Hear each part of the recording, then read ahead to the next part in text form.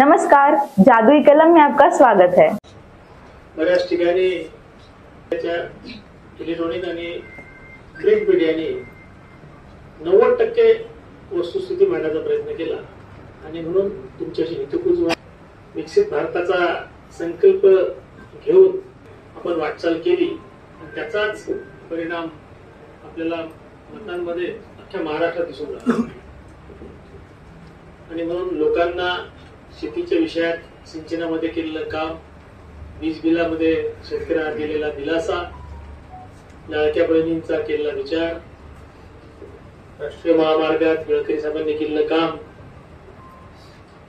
त्याच्या व्यतिरिक्त राष्ट्र त्यामध्येही ग्रामीण रस्ते जे आहेत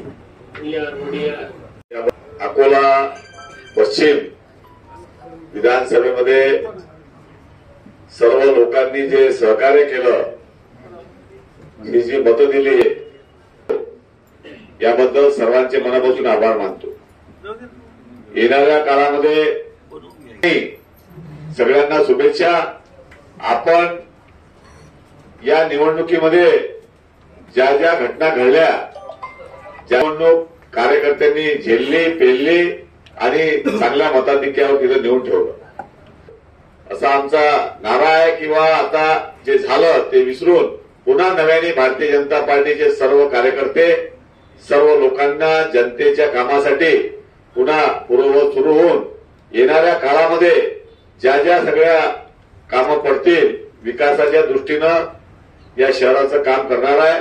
महाराष्ट्रामध्ये सरकार आलं आणि जनतेने अकोला जिल्ह्याच्या सर्व आमदारांना जे माननीय भासाकडे साहेब आणि माननीय शिरस्कार साहेब आणि मला, त्याबद्दल अकोला जिल्ह्याच्या जनतेचे सर्वांचे आभार मानतो आणि येणाऱ्या काळामध्ये या शहराचा विकास हा जलद गतीने झाला पाहिजे। जे जे कामं आमचे ऐसे ही खबरों को देखने के लिए हमारे चैनल को लाइक और सब्सक्राइब करें। धन्यवाद।